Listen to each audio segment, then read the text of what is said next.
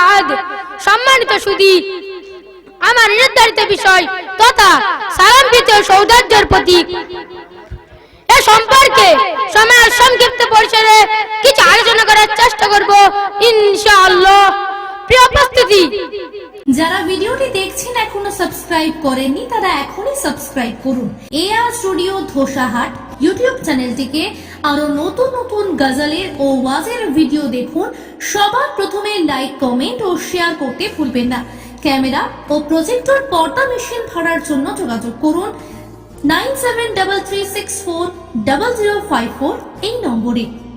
পৃথিবীর প্রতিটি সভ্য জাতির মধ্যে পরস্পরের সাক্ষাতের সময় সম্প্রীতি প্রকাশার্থে নিজ নিজ রুচি ও সংস্কৃতি অনুসারে স্বাগত সম্ভাষণের রীতি প্রচলিত রয়েছে, আর তাদের সম্ভাষণের প্রকাশ ভঙ্গি এবং বাক্য ভিন্ন ভিন্ন। গোষ্ঠীগত দিক দিয়ে সবার আলাদা আলাদা সংস্কৃতি রয়েছে। ইসলামের পূর্ব যুগে আরবদের মাঝে দেখা হলে হাইয়াকাল্লাহ বলে সালাম করবার রীতি প্রচলন ছিল, যার অর্থ আল্লাহ তোমাকে জীবিত রাখুন। ইসলাম আবির্ভাবের পর আসসালামু আলাইকুম ওয়া রাহমাতুল্লাহ বলার রীতি প্রচলন করা হয়। এটি কেবল স্বাগত সম্ভাষণই নয়, বরং একটি দোয়া বটে, যার অর্থ তোমার উপর শান্তি বর্ষিত হোক।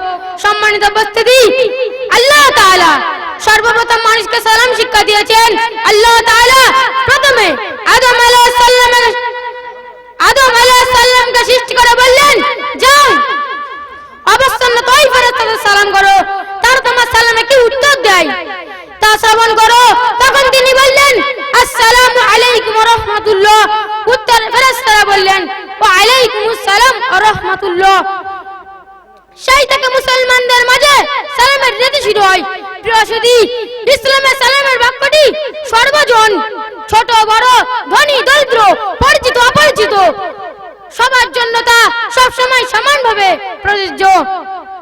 এটি গভীর অর্থবোধক এবং এর ব্যাপকতা বিশাল, যা অন্য কোন জাতির প্রচলিত সম্ভাষণে নেই। সম্মানিত উপস্থিতি, সালাম বিনিময়ের মাধ্যমে এক মুসলমান অন্য মুসলমানের সাথে চুক্তিতে আবদ্ধ হয় যে তুমি আমার হাত ও মুখ থেকে নিরাপদ, তোমার জান, মাল, ইজ্জত, আবরুর আমি একজন সংরক্ষক। এতে নিহিত রয়েছে সালামের তাৎপর্য। কেননা রাসূল সাল্লাল্লাহু আলাইহি ওয়াসাল্লাম বলেছেন, যার হাত ও জিহ্বা থেকে অন্য মুসলমান নিরাপদ থাকে সেই প্রকৃত মুসলমান। প্রিয় সুধী, সালাম এমন একটি সম্ভাষণ যা হৃদয় ছুঁয়ে যায়, পরস্পরকে দ্রুত কাছে টেনে নেয়। আর পরিচিত ব্যক্তির সঙ্গে সালাম বিনিময়ের ফলে হৃদ্যতা আরো বৃদ্ধি পায়। সালাম বিনিময়ের মাধ্যমে শত্রুতা দূর হয়, বন্ধুত্ব সৃষ্টি হয় এবং সম্প্রীতি ও সহযোগিতার পরিবেশ গড়ে ওঠে। সালাম ইসলামের একটি প্রতীক, একটি নিদর্শন। ব্যাপকভাবে সালাম বিনিময়ের ফলে একটি ইসলামিক সামাজিক পরিবেশ সৃষ্টি হয়, যেখানে পরস্পরের মাঝে সৌহার্দ্য, সম্প্রীতি, সাহায্য সহযোগিতার মনোভাব গড়ে ওঠে। কাজেই কোন মুসলমান সালাম দিলে অপর মুসলমানের কি কর্তব্য হলো তার চেয়ে উত্তম ভাষা কিংবা কমপক্ষে অনুরূপ দোয়া দ্বারা সালাম দেয়া।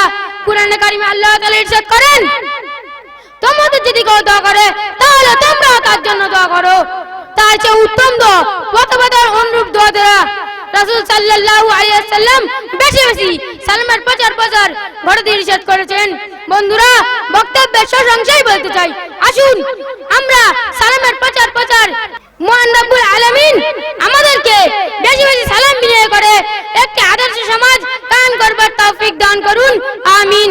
আসসালামু আলাইকুম ওয়া রাহমাতুল্লাহি ওয়া বারাকাতুহু। আজকে দেখবো শয়তানকে হারিয়ে মাকে কতজন জিতিয়ে দেয়। মাকে ভালোবাসতে ভিডিওতে লাইক করে চ্যানেলটিকে সাবস্ক্রাইব করো, আর যদি আপনি আপনার মাকে না ভালোবাসেন কমেন্ট করে শয়তানকে জিতিয়ে দেবেন।